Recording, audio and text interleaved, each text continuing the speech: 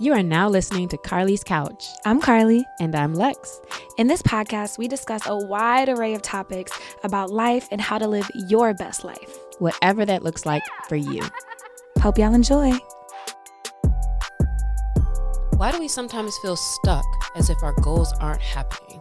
In this episode of Carlie's Couch, we talk about how competing beliefs might be holding back your manifestation. I'm excited about this episode. And some of the things I've been listening to lately, it's been a lot of realization around, well, why aren't things working sometimes? You know, because it may feel like you're doing everything. And of course, we always know there are, more we could do here or there or whatever, right? But in general, it's like, do you ever think about the fact that there's so many beliefs that you have that might be subconscious or that you're not super aware of, but that you're holding, and it's like, your brain doesn't know which thing to operate off of, or they operate off of that one because maybe it's more at your core. So over the last few weeks, I think I've been thinking about, in what places have I been maybe holding myself back because of competing beliefs? And then when you can recognize what those are, you can start to go through the process of resolving them so that, your body and mind and soul and everything is actually lined up for those things that you're working towards. So that's what we're going to talk about today. I think this is very important because I have been there before myself, like upset, like, man, I feel like I'm doing all the things, but this literally is just not manifesting or it's not happening. And it's something that, you can realize about yourself, and only you can do the work internally to then heal or unlearn or do whatever you need to do. And we'll talk about it later too, but I think other people might can see if there's maybe a misalignment between what you're saying and what things you might be doing. But there's definitely different levels to it, and you will really have to reflect yourself on like what you really believe. So first of all, we'll talk about what competing beliefs are. So it's when you have an internal conflict, where one belief contradicts another, creating resistance. So like an example of this is, you say you really want your business to grow, and you're like, dang, I always, I get good opportunities. I get to like this point, and then it doesn't grow anymore. It doesn't grow anymore. Why? But if you uncover like what you really think, there may be some beliefs that you also have that managing employees is hard. Like, dang, the more employees I have to have, like, So you go into your meetings, you go into your sales, you go into your biz dev, and it's like, you're like, yeah, I'm in this meeting to get sales, but your body really doesn't want employees like that, and you're almost kind of sabotaging what happens with those opportunities because you actually really don't want that part of growth. Or another thing might be, I really want my business to grow, but I want to live a life where it doesn't feel like I focus on work or I don't work that hard.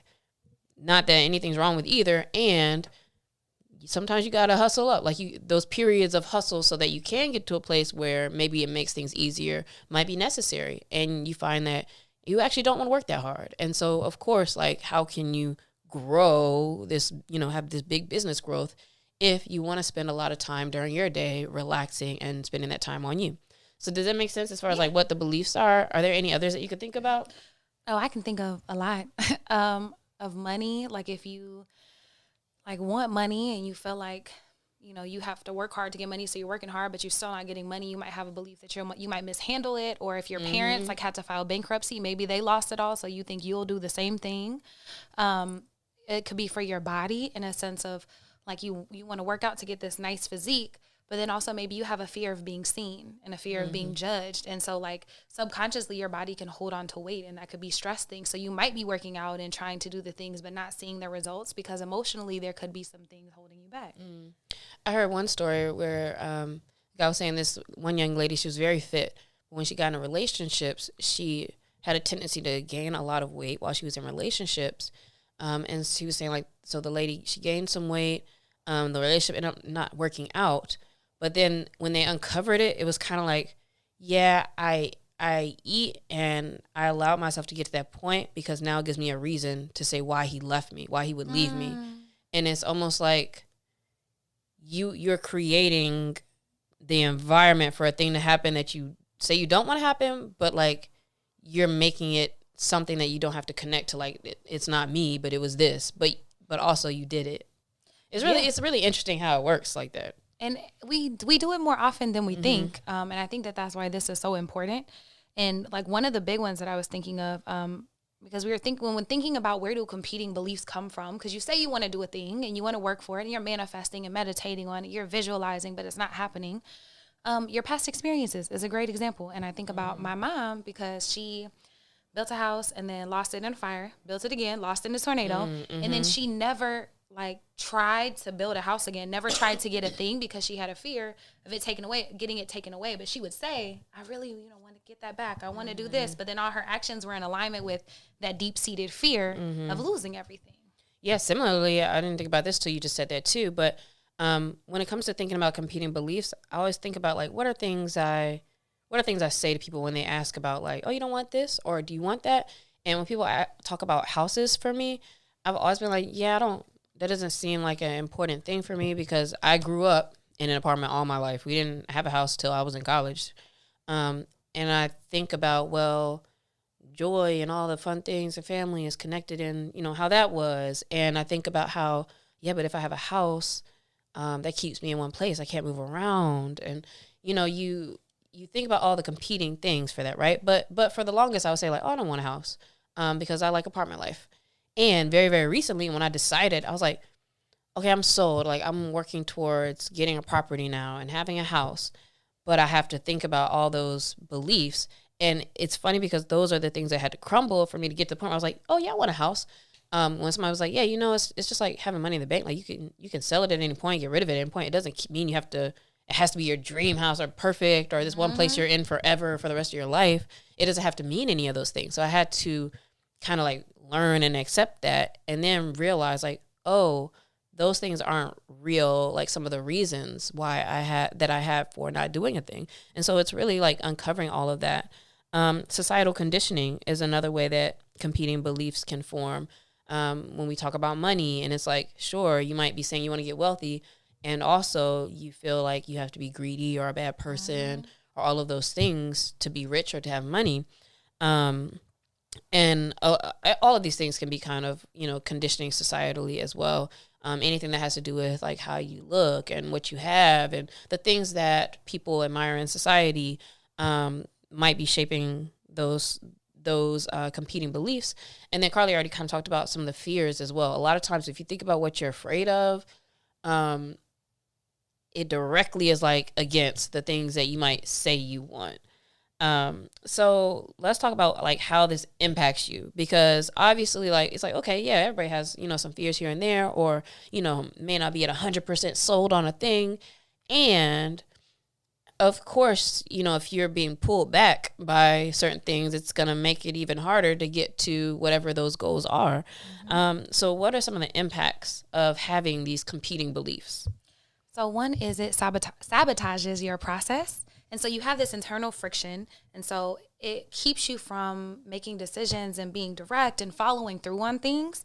And thinking about example, like you mentioned, wanting to be wealthy, but thinking that, money is the root of all evil because you grew up in the South and that's what you learned. And so you're like, I don't want to be evil. And so at your heart, you're scared to get money. But also thinking about like you could have an upper limit fear, like, oh, I can only be so successful. And so if you find yourself like getting to a certain level but never being able to go past that, then it really could stem from a fear. Like maybe you're scared, you don't know how to manage a company that has more than 10 people, or you saw, your dad lose everything. And so it keeps you in the process, like it sabotages your process so that you never actually reach those levels. So you never find out and you never fail. And look, as you keep saying examples, I'm like, damn, I got that one too.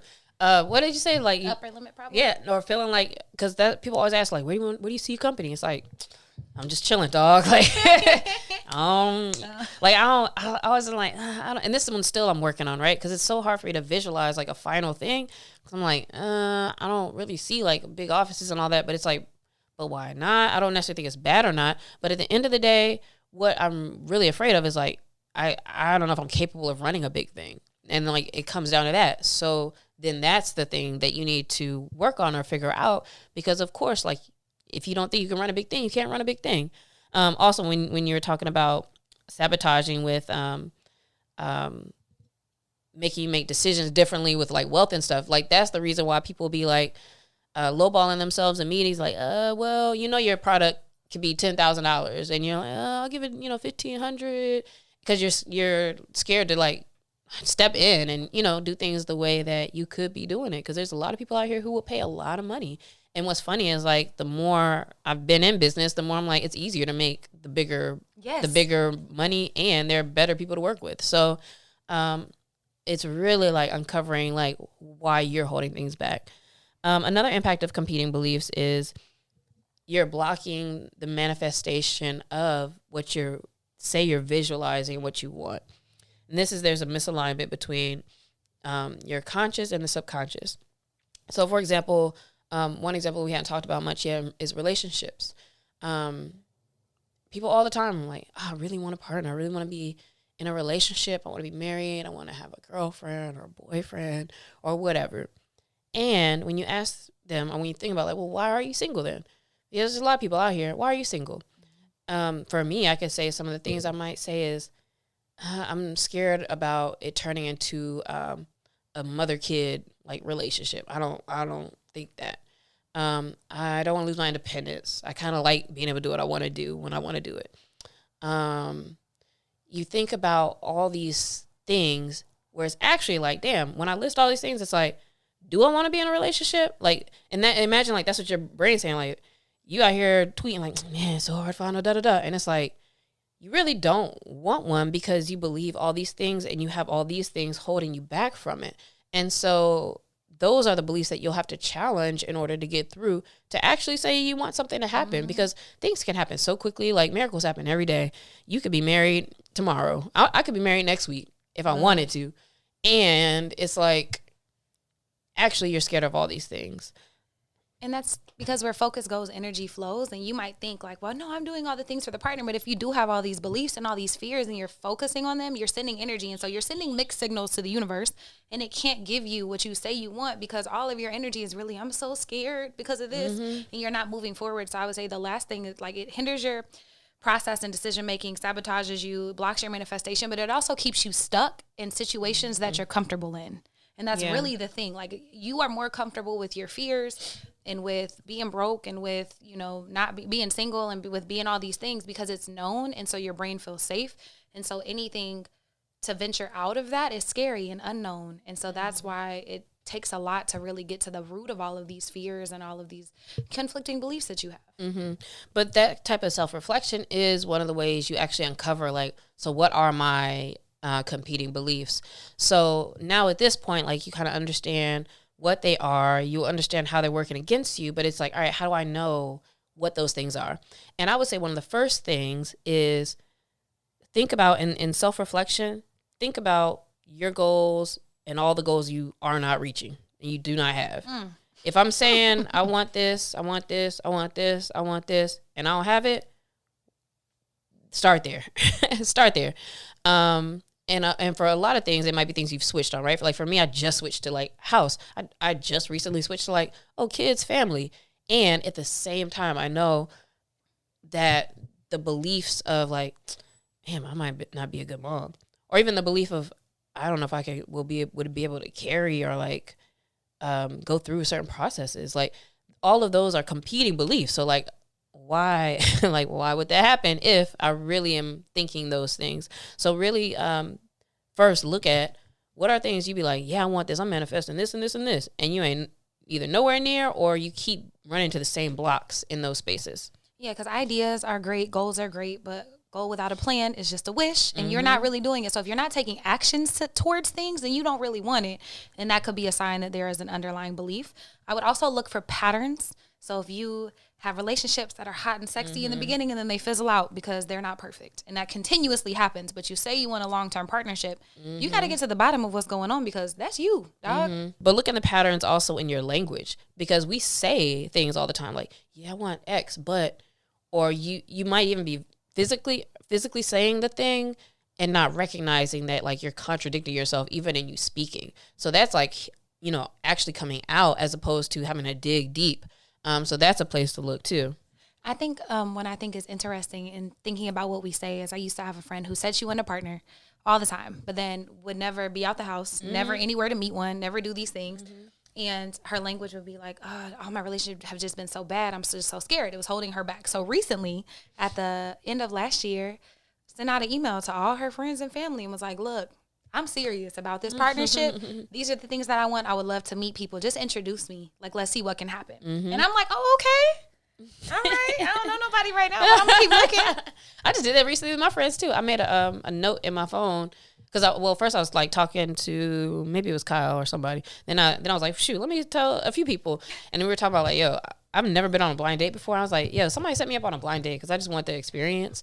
And then they were asking me questions like, well, what are you looking for and this and that. So then I started writing some stuff down in a note. Then I sent it to them. I was like, yeah, don't tell me nothing about them. You can tell them whatever you want, show them whatever you want. But, like, I don't even want to know. Just tell me, like, where to go. So that's something, too, that I was like, I just want to do that just to see what happens.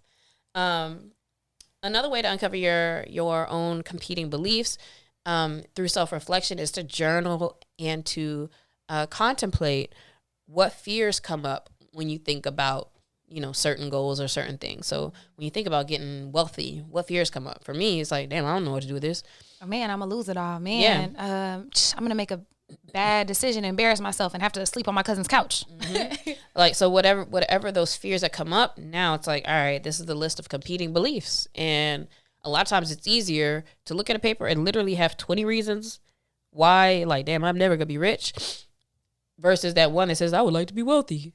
All goofy over there. It's like, oh, of course, like, this is way outweighing. And so you can see how many fears you really have that's maybe holding that back. And I think sometimes they can even be more deeper seated, because I'm reading You're a Financial Badass by Jen Sincero, and it's about money and facing all of your like contradictory beliefs about money. And she said that for her, hers was different because she wasn't scared of making money, but she was scared of taking away her father's ability to provide for her, because he had been doing it his whole life, and that's how he loved on her, was through money, through paying bills, through helping her. And so she realized that that's a sneaky one. That's a sneaky one. And so even thinking about that, like, do you feel like making money would make your parents or whatever feel like they're not important in your life? Because maybe that's just how they love on you. And so they could be a little bit deeper seated than the blaringly obvious ones. Yeah. So, like, really reflect and think about those things, because you could come up with some really interesting stuff. Even, like, as I'm thinking now, it's like there's so much more that probably could come out if I really, like, sat down and focused on this, because I can recognize a lot of them, but I'm like, man, there's so many other things that I might not have really thought about. Another thing you can do is get some feedback from people in your life. So people that love you, that you know, that you trust, your friends, mentors, partner, whatever. You could ask them, like, do y'all see any contradictions in the things that I'm saying that I want and the actions that I'm taking? Like, do you see where I'm not lining up? Yeah, because some of the biggest things to see is, because I have some friends like this too, where it's like talking about partnership, and every time we ask you to come hang out, like, you don't go outside. Or when you're outside, I'm like, damn, you see that girl flirting with you, dog? And it's like, huh, what? what? Or even a girl was like, yeah, I'm kind of feeling him. And we was like, oh, she said she's feeling you. It's like, yeah, nah.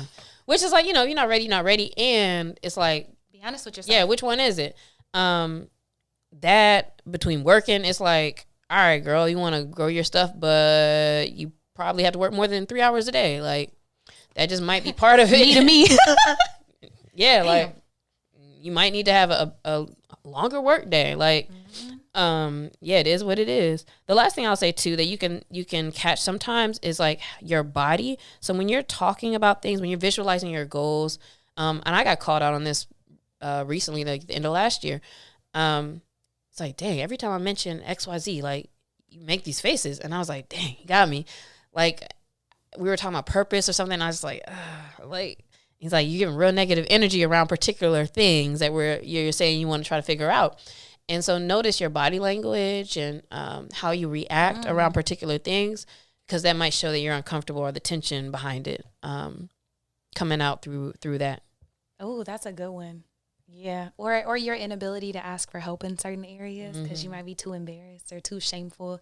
There's a lot of guilt and shame around a lot of the things in life. And we don't have to hold those. I think that's a beautiful thing, is you don't have to feel bad about it. It's an opportunity for growth and to actually allow space in your life for those new things that you want. And that's the quickest way to get some new things, new information, new connects, is like actually talking to people. And so like I asked this guy out to connect, and I want to talk to him because he's somebody who's doing very well in the spaces that I'm like, man, I just need a little spark. And immediately like just gave me some simple things that I was like, oh, and that helped me like reflect as well. And so if you're holding yourself back from like being open and being out there, it's like there's so many people out here easily that like put you in a position to make money, do things, and you got to put yourself out there. So that could be a big thing. So now, all right, you might have uncovered some of the competing beliefs. Now, how do we resolve them? How do we move through them so that now your beliefs are all going in the same direction to get you where you want to be? Number one, challenging them. So questioning the validity. I don't know though. Like, would I even be a good mom? And you could think about the reasons why. Like, okay, let's challenge that. These are some things that I could work on. These are a lot of things I've worked on. These are things I know I would do different.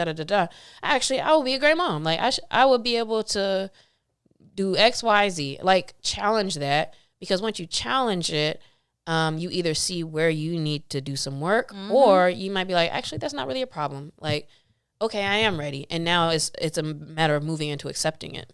And so after you challenge it and you present evidence and work through that, then you're actually able to move forward and you can align your actions. And so taking small intentional steps to reinforce your conscious goals. So if you say you really do want to be a mom, maybe you move forward with, trying to do actually talking to a person, talking to a person with a penis, actually, or looking up sperm banks if you want to forego that whole thing. But like whatever it is, then you're able to make a plan, and then action is showing your intention. That is really where you can tell what you're trying to do with your life. And then also practice reframing. So a lot of these are fears that come up. So turning those fears into curiosity and the opportunity to grow. In that case, like let's say with the house thing, I kept being told like, it's my heart. Let me tell you, you need to get a house and property. Look into this. I'm like, girl, I can't even pay next month's rent.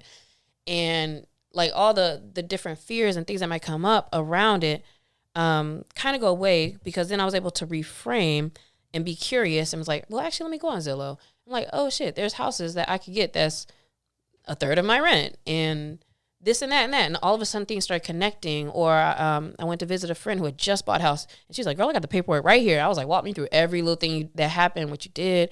And I just got really, really curious. And the more curious I got, the more information I got. And the more information I got, the more I realized like, oh, this isn't that scary of a thing. Or, oh, this is a thing that could be possible. So reframing is going to be a big help towards you actually like believing in the thing you say you want to get. And I think at the base of it all, it's getting real about your conscious goals, because you can say like, man, I want to be the CEO of $1 billion tech company. And you don't. That's not. If you're not working 20 hours a your day, you don't. And, like, it's just and real. don't understand tech and never worked a day in tech. And then you don't actually, that's not, but maybe you just want to be successful and be financially stable. Okay, that's very different. And those will be very different steps. And so getting real with yourself about what your real goal is. Yeah. And sometimes that means like maybe you're understanding that success for me is X, and like being in a certain space is okay. But even that's sometimes difficult, Carlie, I think, because sometimes I'll even challenge like, well, am I just saying that because that's, like the comfortable place to be? Because it fits, because that's where I am now. Because lately I will say you know what? Another thing that connects to this, resolving your competing beliefs, is spend time with, talk to, and hang out with people who have the things that you want. Because I have one friend, and I never talked to him much about like work stuff, but he was talking, and he is so sure of himself. It was like, yeah, I like the huge house that he already got a damn Porsche, but like it's a huge house, and I see myself being on every stage doing da da da da and da da da da da da. And I was like, damn, you got some big dreams. Like, and he says, I'm like, this, I see this, like this is what's happening. And I was like, damn, I need to go home and see what I'm seeing. And I was like, shoot, I don't even think I can make statements that comfortable, big statements. And so, but since then, and all of this stuff has started like recently in the last like month or so, but like since then I'm like, okay, I understand the importance and the strength of you can't have these like quiet goals, like where it's like, it's kind of there. I kind of want to be successful, but it's like, but it's like, oh, I see myself here, there. I'm doing this. I have this. I'm doing that. And like really claiming those things is very powerful. And if you struggle with that, then that might be something to look at and think about. So yeah, I will say lately I have kind of stepped a little further past the whole like, you know, every day I feel successful just because I get to read my book and chill and hang out all day. And it's like, that's cool, but also, girl, there's a lot more things that you could have. And you can have all of it. That's the thing. Yeah. You can have all of that. It just might be different times. It might be like, you know what? Well, I have the energy, the youth, the whatever right now. This might be the time for X, Y, Z, so that it gets to that other place, as opposed to, like, I chilled all this time and then who knows, you know, what happens in the future. I think that's the biggest piece of getting real with yourself, because, you know, if you're comfortable, you're probably not growing and not really expanding. And so if it makes you uncomfortable, that's probably a good sign. And I would also say to watch your language if you're like, oh, I'm trying to do this, I'm trying to do that, because if you're doing a thing, you're not trying. A little thing, a little business. Yeah, no, don't do that. Just do the thing. Those small actions will change your whole life. Yes. It is so important to identify your competing beliefs. They're going to stop you from moving in the direction that you say you want to go. So work on that this week. Let's work on resolving those competing beliefs. This week, I want you to follow us, Carlie's Couch, on everything. Todos. Leave a review, leave a comment, leave a reply under a post, whatever. Let us know what you are uncovering as your competing beliefs. And if this was helpful for you in thinking about what might be kind of holding you back from the things that you say you want. Let's step into those goals with strength, and let's step into those goals believing, having belief, having certainty beyond logic. See y'all next week. Thanks, Lex. Bye, y'all. The benediction.